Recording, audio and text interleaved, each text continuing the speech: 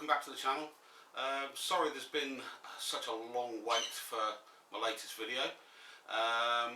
As you know, my big thing is I do case reviews on budget cases, and lately there has been nothing out there that's taken my fancy that I've thought I'd like to review this case. Up until recently I saw, you'll have to excuse my brother's parrots are upstairs in his room, and I can hear them squawking a bit. I found this case on Facebook Marketplace. It was advertised as new, just box opened. I have had it out and had a look. It is new. The peel is still on the case itself, so and all the bits are still in the box. So we'll have a look at it in a minute. But this particular one doesn't fall inside my normal parameters of price. I normally do the £25 to £35 range cases. This one's a little bit dearer. I've seen these brand new on eBay, 40 quid-ish, including free shipping, but that's for the black version. This one happens to be the white version, and the cheapest I've seen these is twice the price of the black version. So while it's outside my normal price range that I normally do, it's still what I would consider to be a budget case. It's a CiT case again. I've had good results with CiT cases in the past, so that's why I went ahead and bought it to do the review with. So we'll get the case out and we'll start investigating the case itself and having a look to see what features it's got. Okay, so as you can see, it has a clear side and a clear front. These are both actually tempered glass. I do believe it has a slight tint in both panels, but we'll look at that when I get the peel off, because the peel might be hiding just how much tint or no tint there actually is. This particular bottle is the CiT Raider RGB mid-tower gaming case. So because it's a mid-tower, it's got the usual 7 PCIe expansion slots on the back. This particular one comes with, because it's an RGB case, comes with an RGB fan in the back, which you can possibly just see through there. In the front it has 3 120mm RGB fans as well. So, you know, there's quite a bit of RGB comes with the case already. Now, on the top we have rails and mounts for either a 240 or a 280mm rad. It will take a 280, I think, but definitely a 240mm. Connections wise, we have one USB 3, we have 2 USB 2s, all type A, then we have separate headphone and mic jacks. I know some of the higher end cases now come with a combined jack that needs a TRRS plug to go in them, a bit like what you have for your mobile phone. Then we've got a little reset button, the LEDs for hard drive and power, and then a nice big clicky power switch. So all in there in the little black section there. We shall take the side panel off, and again, because it's a budget case, they've gone for the 4 corner thumb screws on the glass panel rather than like with the NZXT H500 that I'm rocking for my system, which just has one retaining thumb screw at the back and little poppers on the back of the plate that hold it in place. So, but they are metal thumb screws, very short threads. Very short threads. I don't know how well the camera will pick that up. So there's the panel. Ooh. It does have quite a tint, even when I do the peel. There is still quite a bit of a tint in there. So if you're looking for an extremely clean build where you can see everything through the side panel, you may not want to go for this case if you prefer a clear glass panel, unless of course you know a local glass maker or a local glass supplier that can do you a fresh cut of tempered glass to this size with the 4 holes drilled in it for your thumb screws. You may be able to get a replacement from a local glass supplier, but for this particular one it's that. So we'll take that down and we'll put that down by the box to keep it safe. So there's our bag of bits. We'll go through that in a moment. First impressions, Power supply shroud, it's not exactly a shroud, it's just a cover plate here with mounting points for 220mm fans, should you wish to do so. But the actual hard drive bay here, and where you would have your power supply, no cover over the front. So it, again, like the other two white cases I reviewed, there's nowhere to hide all your superfluous cables from a non-modular power supply behind the front of a power supply shroud. Given the price point of this case, I would have thought CiT would have come up with a better way of doing the power supply cover. That's quite disappointing. Yeah. The fans themselves, looking at, so in here, the fans themselves, they've got, let's have a count,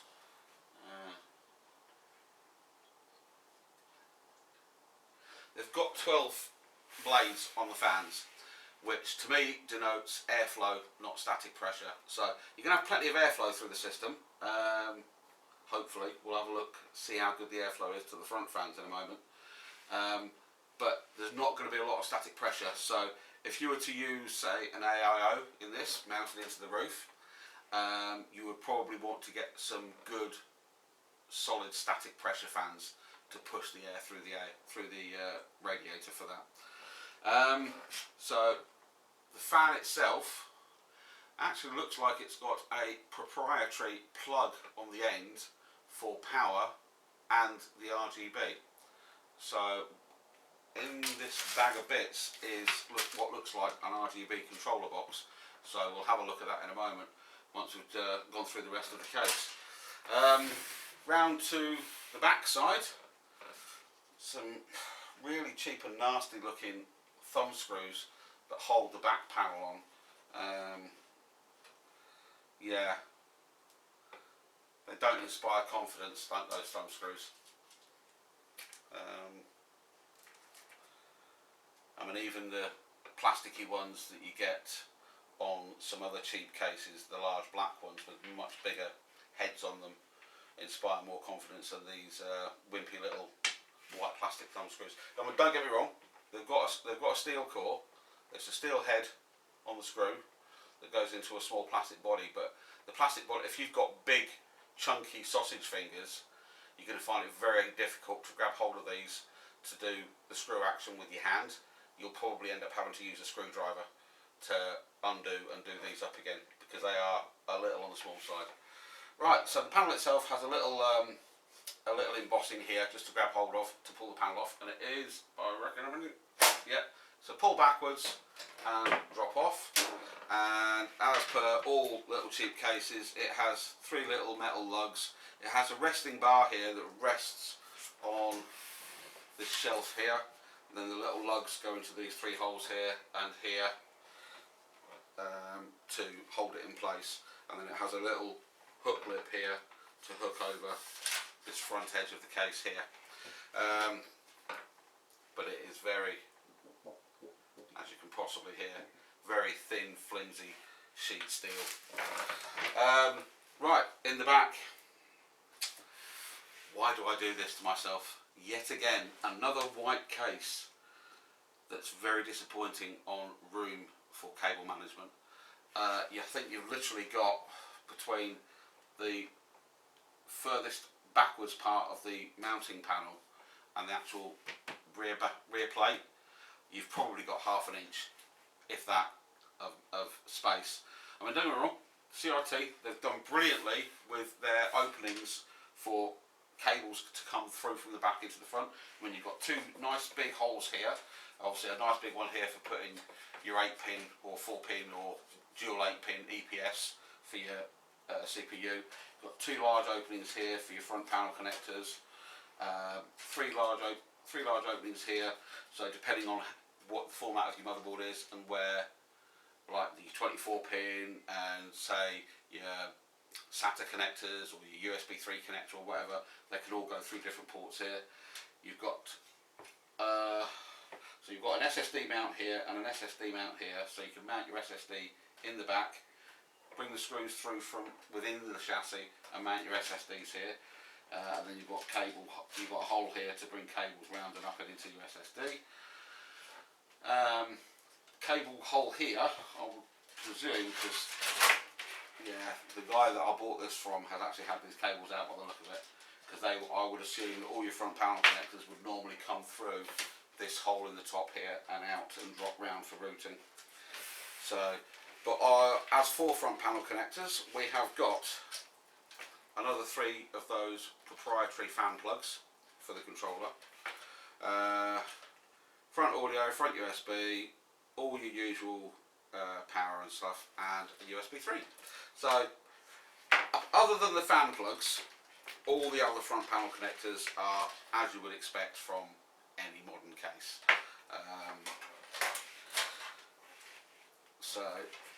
Feet wise, the feet are a good, I don't know, 3/4 of an inch tall, so plenty of lift.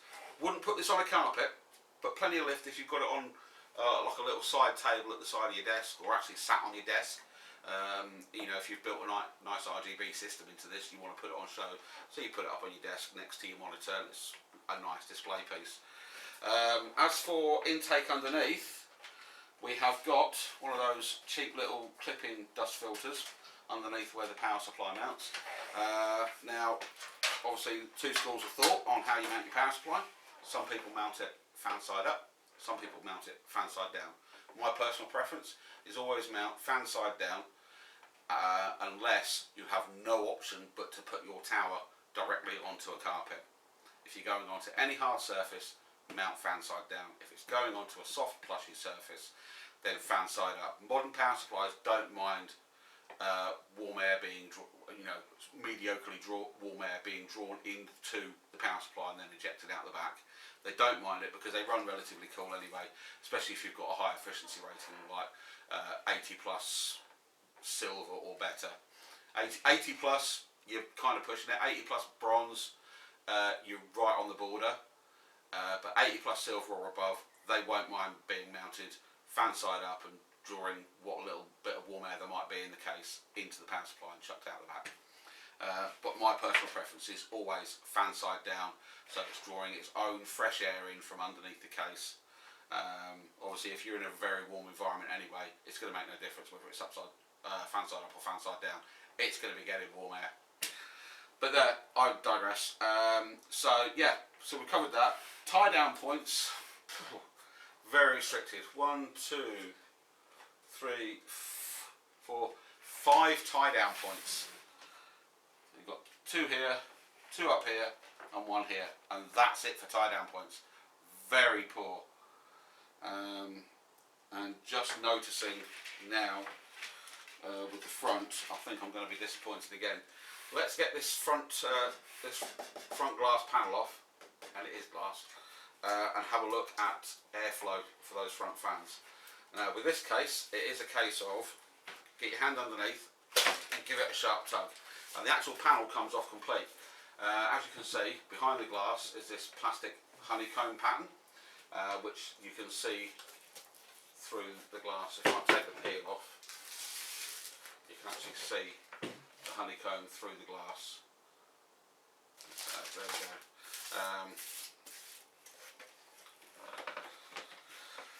Oh dear.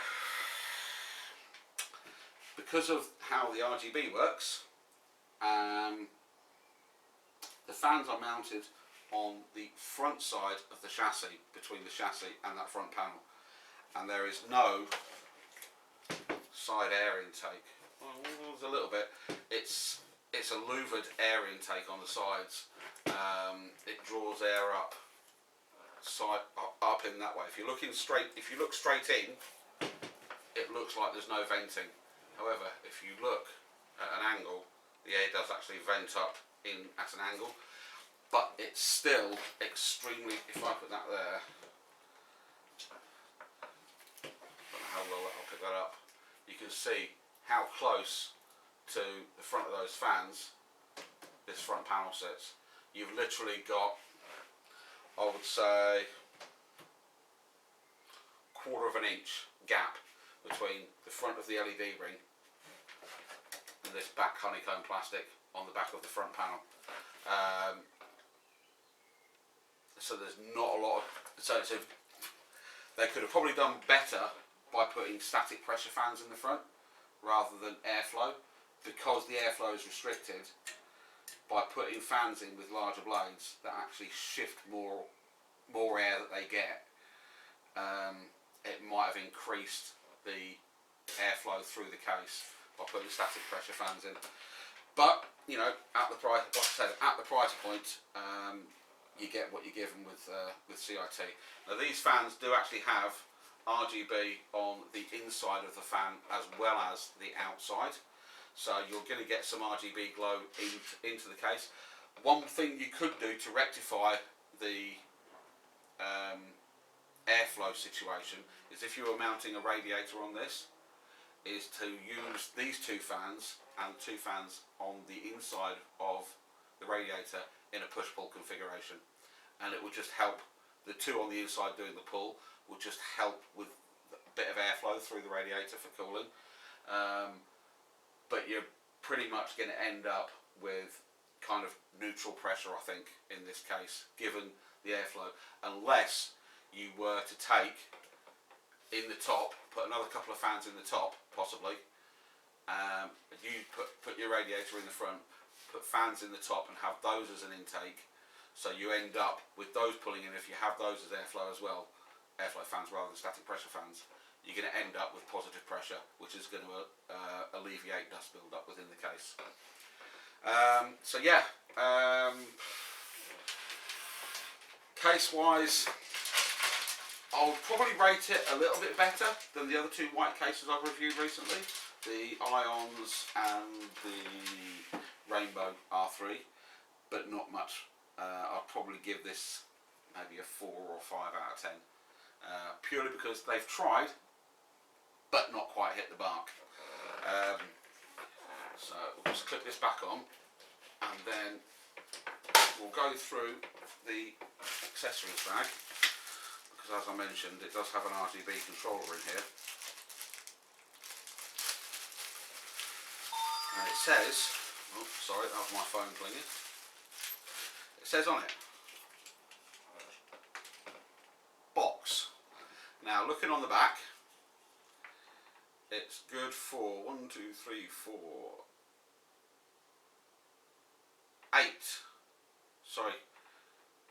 10 fans, but only 8 of them with these plugs on. The other 2 fans that it will take have only got 3-pin plugs. These are a 5-pin plug. So it requires a SATA power connector, and it also, other than using its own built-in controller for RGB, it also has an ARGB plug to go onto a motherboard header. So you could say you're using a board with Aorus RGB on it. You could plug this in and use your Aorus RGB software to control the LEDs on the fans and also anything else that's running off ARGB. So yeah, it does actually have other outputs on there. It's got a fan speed controller and a colour switch. Oh, so is there, like the other case that I had, a switch? It looks like, if you remember on the up here RGB fans, it had a little switch that you could connect or to use instead of the, like you could use your reset switch onto it to use instead of the remote control to change. Looks like this one, if you wanted to, you could actually use the reset switch as a colour mode switch, and instead of plugging it onto the motherboard, you can plug it into this and it will act as a switch to go through the fan mode, the fan colour modes, which is quite a clever idea actually. And then it also has, what's that other one? Colour 5 volts. Looks like that's a fan speed controller, so that would probably connect to a bespoke connector on a motherboard. But yeah, so we've got all our bag of usual bits. We've got screws. We've got some black thumb screws in here if you wanted to change your thumb screws to black. We've got some nice long radiator screws to go through radiators and into the backs of fans, or sorry, through fans and into the backs of radiators. We've got standoffs which are black, and then all the standard screws and stuff. We've got some little silver. I'm not going to take them out of the bag because I'll end up losing some little silver screws that go into the sides of hard drives, because on this particular one, on the front side of the case where they go into the bay, it's basically, it acts like you put that screw into the side of the hard drive, it acts like a lug to go into a slide rail, and then on the other side of the case, the other side of the drive, you just put two normal screws in that lock it into place. But given that there's two SSD mounts on here, and most modern motherboards have an M.2 slot, unless you really want some massive spinning hard disk storage for, you know, dozens of games, so you stick say a 4 terabyte hard drive in there for storing all your games on, I can't see why you would put a mechanical drive into a case like this. I mean, me personally, I'm rocking 128 gig boot drive, but I've got a 1 terabyte SSD, 2.5 inch SSD for my mass storage. So the only thing that spins in my case is fans. But there we go, I digress. So that is all the bits that come in the box with it. And like I say, you do get also a remote to turn the fans on and off. You've got speed modes, you've got so you can adjust your speed up and down. You've got standard RGB modes, but you've also got DIY modes for setting your own colour preferences. So, you know, if you've got a rainbow puke case, you can have rainbow puke RGB. Not that I would. So overall, like I say, purely because of the fact that it's got the RGB controller and stuff, I would rate it slightly higher than the other two white cases. But for me, the downfall is the lack of space in the back for cable management, and the tightness of space between the front panel and those front fans, and the fact that it's only side air intake, which isn't the best. It's not wide open intakes. I mean, even such as the NZXT H500, which has that big long strip of air intake along the front, because the fan mount grill is on the inside of the chassis, you've got that good inch to inch and a half of airflow coming in through that side vent before it gets pulled in by the fans. So there's plenty of airflow on those cases, even though it's a solid front case like this is. So there we go. So that's my review of the CiT Raider RGB case in white. Like I said, in white they are quite a lot more expensive than the normal cases I review. However, in the black they are closer to my normal price range that I do reviews of. I would normally do 25 to 35. In the black it's 40. In this it's anywhere between 70 and 80 pounds. It's the cheapest. I've found them online. So so there we go. If you're in the market for a white case and you don't mind spending that sort of money to get the RGB and the controller and the remote and everything else, of the three cases I reviewed, it's probably the best one, but it is the most expensive. So yeah, there we go. Right, just a little note to end on. There has been an issue that's arisen recently, which is going to mean I'm going to be offline for possibly a couple of months. It's nothing business-wise, it's a personal matter that's come up, so I won't be around for a couple of months. I will be back eventually, but like I say, not for a couple of months. And when I come back, I may go further into why I'm going to be off. So, I mean, for those who know me and subscribe to my channel, and those who know me personally, they know why I'm going to be off. But for my other subscribers, I can only apologise for what will be a longer hiatus from uploading than normal. But I will be back. So, as always, if you enjoyed it, please give it a thumbs up. It really helps the YouTube algorithm.